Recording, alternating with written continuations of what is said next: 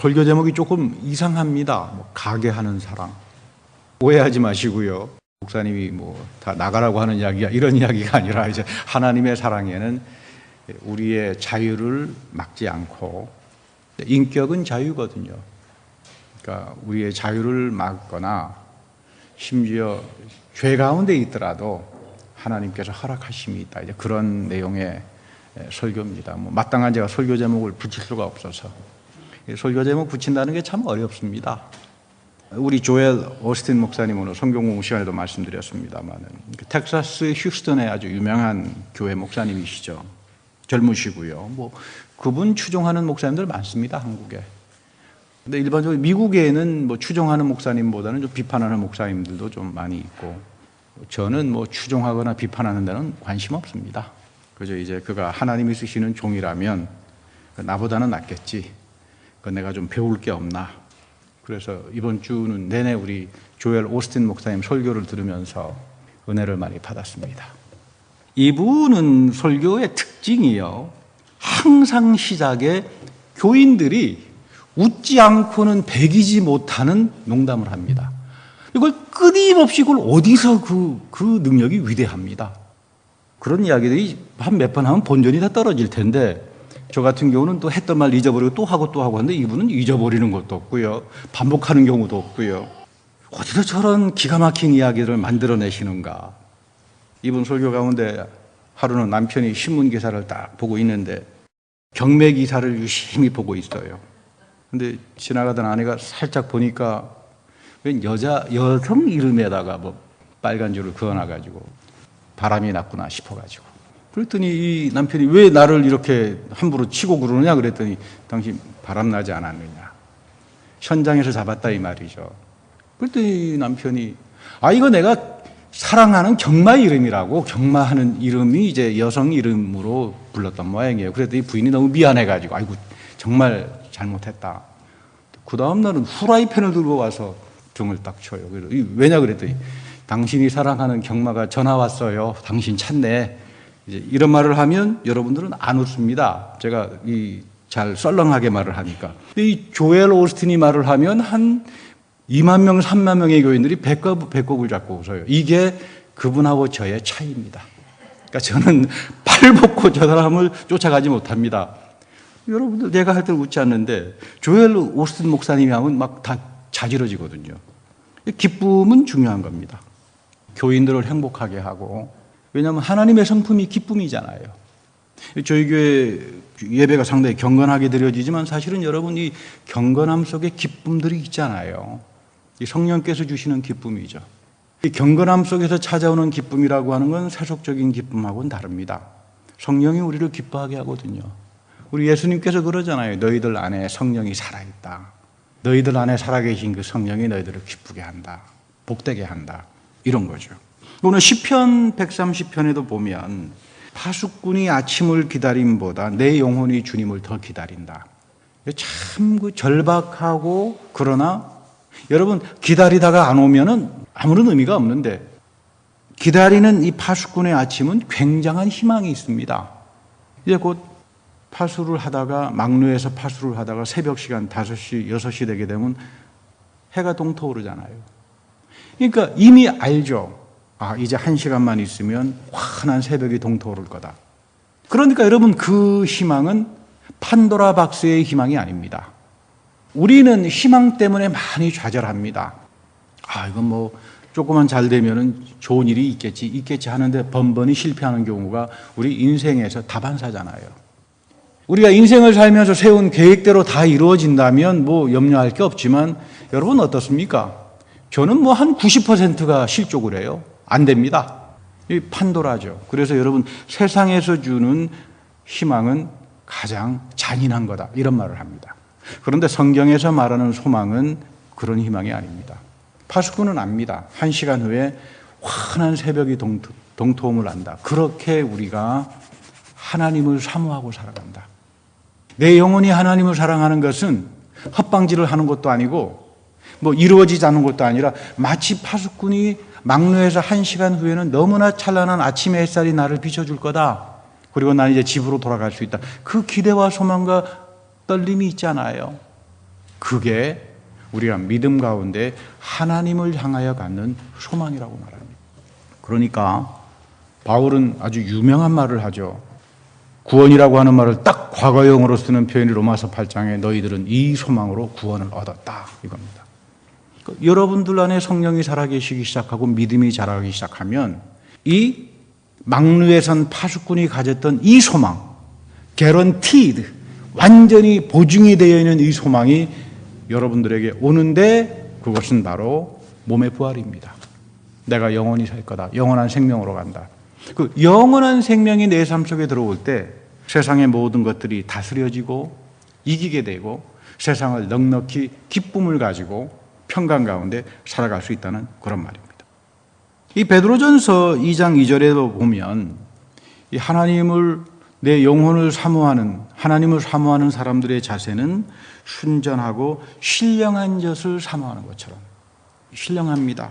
사모합니다. 그렇게 주님을 기다립니다. 여러분 그 가난하기는 엄마의 젖이나 우유를 먹지 않으면 생명을 유지할 수가 없잖아요. 여러분 이런 마음 가지고 하나님을 사모해 봤습니까?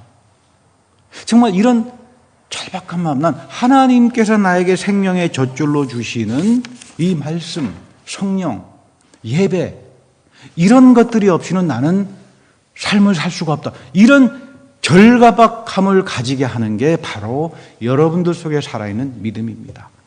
그래서 여러분 이 믿음을 강구해야 돼요. 믿음의 차원과 종류는 다양하지만 내 안에 살아계신 성령이 만들어가는 이 믿음이 살아계신 하나님을 어린아이가 신령한 젖을 사모하는 것처럼 나를 사모하게 만듭니다. 이거 우리 fiducia라는 말로 표현한다고 그러죠. 이 라틴 말로 로마서 8장에서 이 바울이 그 말 하잖아요. 내 안에 성령이 나를 대신해서 간구한다. 내 안에 있는 성령이 나를 대신해서 하나님께 기도한다. 하나님께서 나를 위해서 기도한다. 이거 굉장한 말이죠. 난 지금까지 내가 하나님께 기도하는 줄 알았는데 하나님의 영이 나를 위해서 기도해요. 이거 굉장한 차원입니다. 그 차원을 가능하는 게 뭐냐 하면 믿음이에요. 성령이 내 안에서 이 fiducia, 믿음을 성령의 선물로 부어주기 시작할 때 비로소 나는 하나님이 나를 향한 간구, 하나님이 나를 향한 뜻이 무엇인가를 깨닫기 시작합니다. 누가 하나님의 말씀을 갓난 아기들처럼 그리워할 수 있을까?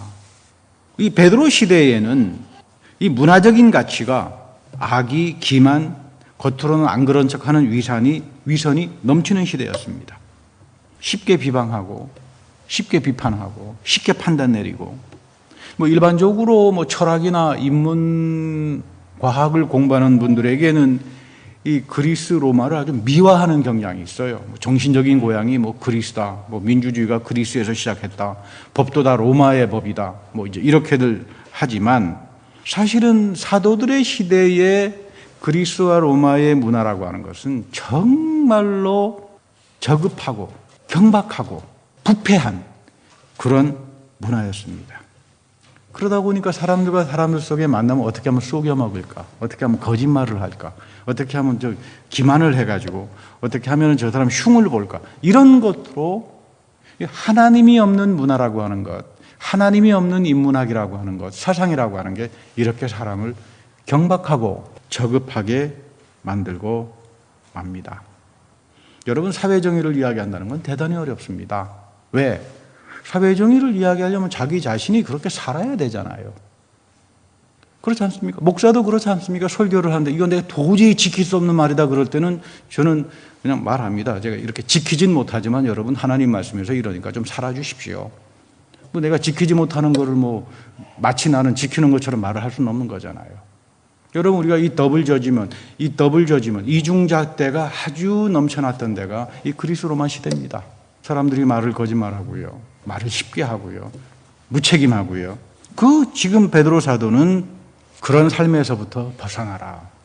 너희들이 하나님 말씀을 그리워하고 신령한 젖을 먹고 살아가려면 그런 도덕적인 타락, 그런 문화적인 가치로부터는 돌아서라 이 말이에요. 그리고 하나님 말씀 안에서 열어주는 놀라운 은혜의 세계, 신령한 세계, 영생의 세계, 그 넘치는 형통의 세계를 바라보고 살아가라. 그런 이야기입니다. 또 여러분 이 기초를 잘 다져줘야 돼요. 우리 신앙생활하면서 가장 중요한 게 기초입니다. 바른 기초 위에서 그리스도가 내 삶의, 내 믿음의 반석이 되주셔야 되고, 내가 배우는 진리들이 내 생각이 아니라 하나님 말씀으로부터 입증이 되고, 그 말씀에 따라 살아보고 체험이 되고, 이런 진리에 거해야 되지, 이게 잘못되면 삐딱해져 버린다 이 말이에요. 그래서 보면 여러분, 영 기초와 기본이 안 돼 있는 그 기독교인들을 만날 때가 많습니다. 그런 분들을 보면 꼭 여러분 그 피사의 사탑이 연상이 돼요. 여러분, 피사의 사탑과 같은 교인은 되지 맙시다. 그 피사의 사탑이 유명합니다. 1200년쯤에 2층까지 쌓아 올렸는데, 거기 종탑을 짓기로 작정을 했는데 이 집안이 내려앉기 시작했대요. 2층 정도 쌓으니까 그 집안이 약해가지고요. 그래서 삐딱하게 5도쯤 기울여가지고 결국은 반듯한 건물을 세우지 못합니다. 여러분, 이 기초가 잘못되면 수정되기가 어렵죠. 그러니까 여러분, 이렇게 삐딱했다가 돌아오는 게 뭡니까? 회개예요, 회개. 그래서 여러분, 회개가 굉장히 중요한 은혜입니다. 아, 하나님께서 오늘도 이 말씀을 통해서 내 마음을 치시는구나. 내가 오늘도 피사의 사탑이 됐구나.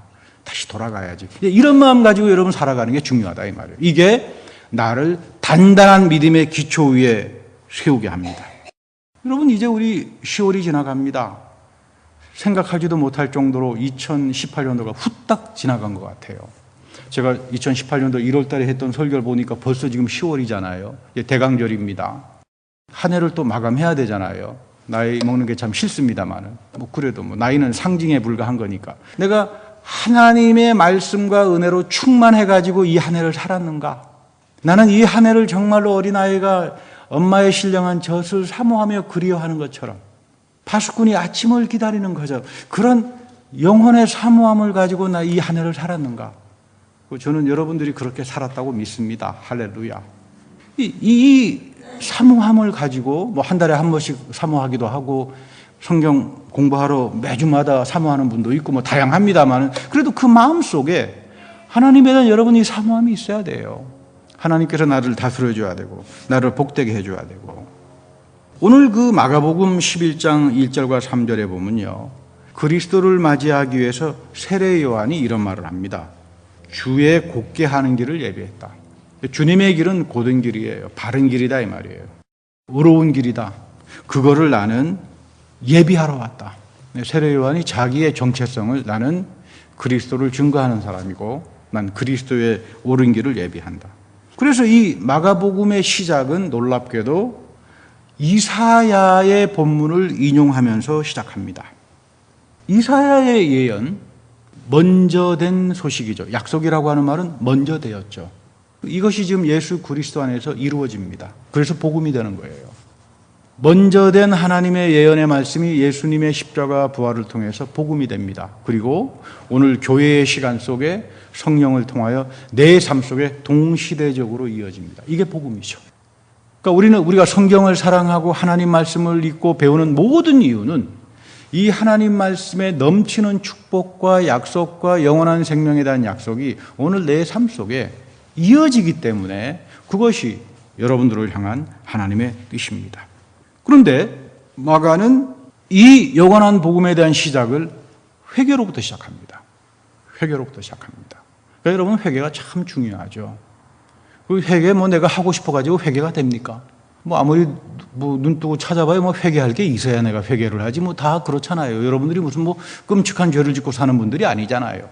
다 세상에 나가면 다 좋은 사람이라고 칭찬을 들으시는 분들인데, 여러분 회개라고 하는 건 하나님 앞에 바로 서는 거죠. 그 죄라고 하는 건, 성경에서 말하는 죄라고 하는 건 하마르티아, 하나님의 사랑과 하나님의 뜻에서 빗나가는 겁니다. 하나님 말씀 나 순종하기 싫어. 나 이래봬도 고집이 센 사람이야. 이거 다른 말로 말하면 내 마음이 부패한 사람이야. 그런 말이거든요. 이 하나님으로부터 빗나갔다 이 말이에요. 내가 가급적이면 하나님을 사모하고 하나님 말씀대로 순종하고 싶고, 그 마음을 가리켜서, 돌이키는 마음을 가리켜서 메타노이아, 회개라고 하는 겁니다. 내가 평소에 옳다고 생각했던 것, 나의 감정, 나의 경험, 이 모든 것들은 내려놓겠다 이 말이에요. 그리고 하나님 말씀 앞에 정직하게, 순수하게 이런 마음을 회복하는 것, 이것이 파수꾼이 아침을 기다리는 간절함입니다. 회개라고 하는 것은 파수꾼이 이제 1시간 후면은 놀라운 광명의 태양의 빛이 나를 향해서 비춰줄 거다. 이제 파수하는 시간은 끝났다. 이런 기쁨과 소망과 설렘 가운데 속에서 진정한 회개가 시작되는 겁니다. 파수꾼이 새벽을 기다리는 것처럼 내가 이 하나님 앞에 바로 서고 싶고 이 영원한 생명과 하나님의 놀라운 사건이 내 영혼 속에 성령을 통해서 치고 들어오니까 이 기쁨 속에서 나는 예비하는 겁니다. 옷 하나를 입더라도 제대로 단정하게 입고, 내가 하나님 앞에서 순종하지 못했고 내가 하나님의 말씀의 가치를 가지고 살지 못했던 그런 시간들은 없었나. 내 마음이 부패해서 하나님 말씀을 우습게 생각하고 내 멋대로 생각하고 이런 잘못된 빗나감은 나에게 없었는가. 이거 여러분 끊임없이 되돌이켜 보는 것이 메타노이아, 회개란 말이에요. 그래서 복음은 회개로부터 시작합니다. 우리는 마게도니아 왕 필립은 잘 모릅니다. 그런데 그 사람 아들인 알렉산더는 잘 압니다. 이 알렉산더는 뭐 대단한 사람이죠. 딱 인생에서 눈물 한 번 흘렸다 그래요. 31살인가. 세계를 다 정복했는데 인더스강까지 정복했습니다. 그리스에서. 뭐 엄청난 세계를 다 정복을 했는데 그때 울었다고 합니다. 더 이상 내가 정복할 땅이 없다. 그래서 눈물을 흘렸는데 뭐 중국까지는 못 갔습니다. 그래도 여러분 그 에게해 반도 이쪽에 아테네에서 인도까지 갔다면 그건 굉장한 거죠. 근데 이 사람이 자기 위대한 이름을 따가지고 세운 도시가 알렉산드리아입니다. 우리 신약 성경에도 보면 사도 바울이 알렉산드리아 전도하러 간 이야기가 나오죠. 이 사람은 가는 곳곳마다 타 문화를 수용해가지고 헬라 문화에 통합을 시킵니다. 그러니까 여러분 이 멀티컬처럴리즘이라고 하는 게 이 알렉산더 대왕이 처음 시작한 거예요. 파괴한 게 아니라 다 헬레니즘 문화 안에 다 수용을 했는데, 반면에 이제 이 그리스를 이은 로마는 정말로 기가 막힌 게 땅을 잘 닦아요, 로마 사람들이. 저는 로마에 가면 부러운 게 하나도 없습니다. 땅은 참 잘 닦아요. 제가 공부했던 그 유럽에서도 보니까 길이 참 반듯한데 로마 사람들이 세계를 정복하면서 길을 닦아놓은 거래요. 근데 여기에 보면 기가 막힙니다. 하나님께서 헬라말을 통해서 세계화시키잖아요. 그거를 통해서 복음을 세계화시키잖아요. 우리 신약 성경이 헬라말로 기록됐잖아요. 이게 섭리죠. 열심히 로마 사람들이 길을 닦아놨는데 그거를 통해서 복음이 전파가 되잖아요. 그러니까 여러분 우리가 섭니다. 하나님의 예정이다. 하나님의 예비하신 뜻이다. 이거는 우리가 생각으로 알지 못합니다. 이 믿음의 세계 속에서 은혜를 체험한 사람들이 성령을 통하여 나의 마음이 열어졌을 때 비로소 하나님의 넘치는 사랑이 있고 예정함이 있고 하나님의 뜻이 여기에 있었구나. 이걸 깨닫는 게 여러분 섭리라고 하죠. 그러니까 앞으로 여러분 성경에 나오는 섭리, 예정 이런 말들은 일반적으로 생각해가지고 이해하지 말라 그랬습니다. 절대 이해 못합니다. 믿음 안에서 성령을 체험하고 은혜의 세계를 본 사람들만이 오늘 나의 삶 속에서도 하나님이 어떻게 역사하시는가를 압니다. 사실 여러분 아브라함은 하나님께 순종하면서 이삭을 바칩니다. 여기서 아브라함이 체험한 게 여호와 이레예요. 하나님이 예비하셨다. 이 놀라운 이야기죠. 이게 성경에서 말하는 섭리의 대표장입니다. 아브라함이 무슨 알았겠습니까? 하나님께서 예비하셨죠. 순종하는 아브라함을 통해서 하나님이 만나로 예비하신다. 이거를 체험하는 거죠. 그 자리에 이삭을 바쳤던 그 자리가 골고다입니다. 거기서 예수님께서 십자가에 달려 들어가시죠. 그러니까 섭리라고 하는 것은 우리가 바치는 것이 아니라 하나님이 가장 소중한 예수 그리스도를 우리에게 주십니다. 이 예수 그리스도 안에 넘치는 사랑으로 우리의 삶을 인도하는 것이 여호와 이레의 은혜를 체험하는 겁니다. 오늘 우리 한 해를 살아가면서도 나는 하나님의 섭리가 어떤 거였을까? 그 말은 다른 말로 말하면 나는 믿음과 은혜와 믿음의 생활 속에서, 교회 생활 속에서 내가 생각하지도 못했던 여호와 하나님의 이레의 사건이 뭐였는가?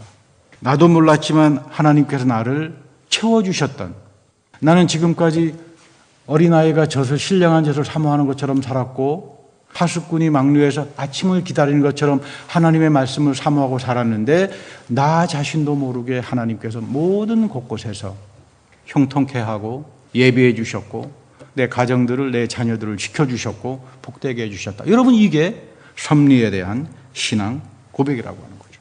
그러니까 여러분 채워져야 합니다. 내 마음이 채워지지 않으면 자꾸 부패해집니다. 어떤 분이 술을 참 좋아하시는 분이 있었는데 끊었어요. 끊어가지고 한 며칠 지나니까 여러분 이 속에서 그 금단 현상이라고 그러니까 그 술 마시고 싶은 생각이 드는데 길거리를 지나가는데 그 술집에서 술 냄새가 아주 고소하대요. 그리고 내가 술을 끊었는데 어떻게 하면 좋냐 이렇게 봤더니 옆에 50센트만 내면은 실컷 우유 먹어라. 그래서 그 우유집에 가서 벌컥벌컥 배를 채우니까 술 들어갈 배가 없더래요. 여러분, 우리가 구습의 생활을 하다가 교회 생활을 합니다. 세상의 가치와 세상에서의 교육을 받으면서 들어와서 하나님 말씀의 가치를 배우다가 보니까 항상 우리들의 심령은 어떻게 되나 하면 한 발은 바알에게, 한 발은 여호와에게. 이런 사람을 가리켜서 교회에 뜰만 밟고 지나다니는 사람이라고 그러죠. 이런 분들에게는 하나님의 섭리, 하나님의 여호와 이레의 그 축복을 체험을 하지 못해요. 우리가 믿음 생활을 한다라고 하는 것은 한 곳에 올인합니다. 절대적으로 surrender. 내 생각과 내 뜻과 마음을 하나님의 말씀 앞에 surrender, 복종합니다. 순종합니다. 이게 여러분 신앙의 삶이라고 하는 그런 이야기입니다. 그래서 그 4세기 때 그 어거스틴이라고 하는 분이 말을 참 잘했어요. 그 죄라고 하는 건 뭘까? 죄라고 하는 거는 내 안쪽으로 삐뚤어진, 구부러진 마음이다. 항상 내 유익을 생각하고 내 경험을 생각하고 내 판단을 가장 좋은 걸로 생각하는 마음. 이것이 죄입니다, 여러분. 나는 항상 하나님 말씀 앞에서 틀릴 수 있고 잘못될 수 있고 난 빗나간 존재가 될 수 있다. 이거를 깨닫게 하는 게 여러분 안에 살아계신 성령입니다.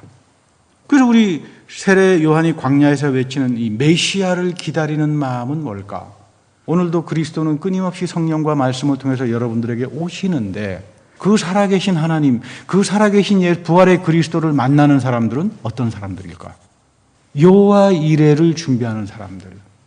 신령한 젖을 사모하는 것처럼 하나님 말씀으로 채워지기를 원하는 사람들.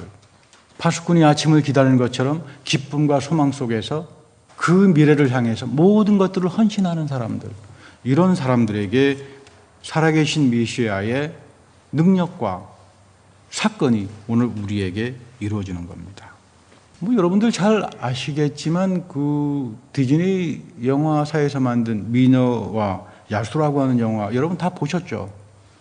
저도 그 보면서 은혜를 참 많이 받았습니다. 그 미국의 유명한 목사님 설교보다 그 영화 보고 참 은혜를 많이 받았어요. 아마 믿음의 사람이 쓴 것 같아요. 그리고 아주 대단히 깊은 신학이 있더라고요. 제가 보니까. 그 저주를 받았습니다. 이 왕자님이. 자기를 사랑해주는 여자를 만나면 저주에서 풀립니다. 그 여자 주인공이 당돌합니다. 그래서 참 잘해줬습니다. 저주에서 풀려나기 위해 사랑하는 사람이 생겼는데 그 벨이라고 하는 여자 주인공이 거울을 보니까 아버지가 사경을 헤매거든요.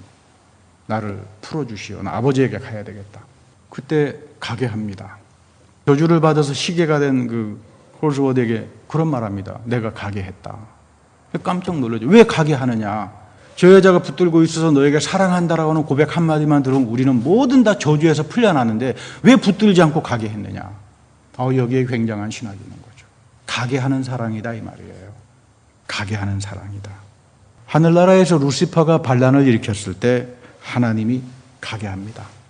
우리가 하나님께 반역을 하고 부패한 마음을 가지고 하나님으로부터 비틀어 나갈 때 하나님께서 가게 합니다. 우리의 자유와 인격을 무시하지 않습니다. 하나님은 우리를 로봇처럼 만들지 않았다 이 말이에요. 천사들이 묻습니다. 주님, 저 루시퍼가 엄청난 세상의 나쁜 일들과 불평과 고통을 가져올 텐데 왜 주님 가게 했습니까? 사랑하기 때문에 가게 합니다. 그리고 여호와 이레의 하나님은 그리스도를 통해서 십자가 부활을 통해서 새로운 사랑의 세계, 영원한 생명의 세계를 열어놓는 겁니다. 결국 하나님의 예비하심이라고 하는 것은 우리를 가게 합니다. 한 해 동안 하나님의 길에서 빗나갔던 사람들이 있을 겁니다. 그러나 우리의 비뚤어짐과 우리의 구부러진 마음에도 불구하고 부패해진 마음에도 불구하고 하나님이 나를 위해서 예비해 주셨던 삶의 모든 순간순간들을 기억할 때 성령과 말씀으로 그것을 깨닫기 시작할 때 비로소 우리는 하나님 안에서 자유와 참된 축복을 누리고 살아갑니다. 이것이 한 해 여러분들의 삶을 이끌었던 섭리요 하나님께서 가게 하는 사랑입니다. 이것을 체험하는 사람들이 복음을 전합니다. 이것이 너무나 복되기 때문에 이 하나님의 사랑과 은혜가 너무나 넘치기 때문에 특별히 이 한 해 여러분 모두에게 하나님께서 여러분들의 삶을 예비해 주시는 여호와 이레의 이 놀라운 축복이, 형통하심이, 그리고 너무도 좋은 이 복음을 주변에 전하는 그런 복된 인생이 되기를 축복합니다. 다 같이 기도하겠습니다. 하나님, 우리가 어리석어서 나의 생각으로 하나님을 알 수 있다고 하지만 하나님은 그것이 아니라 예수 그리스도 안에서 우리를 찾아오셔서 성령을 내 안에 살게 하시고 믿음을 갖게 하셔서 주님을 만나게 하기를 원하십니다. 한 해 우리가 주님 앞에서 빗나갔던 시간들, 내 마음이 부패하여 하나님 말씀 앞에 순종하지 못한 시간들, 여전히 내가 주님을 사랑한다 그러지만 세상의 잘못된 가치를 가지고 경박한 생각을 가지고 살았던 이 모든 시간들을 주님께서 긍휼히 여겨주셔서 예수 그리스도와 성령 안에서 드러난 하나님의 놀라운 복음의 역사가 우리 모두에게 축복으로 이어지게 하시고 세상에 나가 사람들에게 이 귀한 복음의 말씀을 전하는 주의 성도들이 다 되게 하여 주옵소서. 우리 구주 예수 그리스도의 이름으로 감사하며 기도드립니다.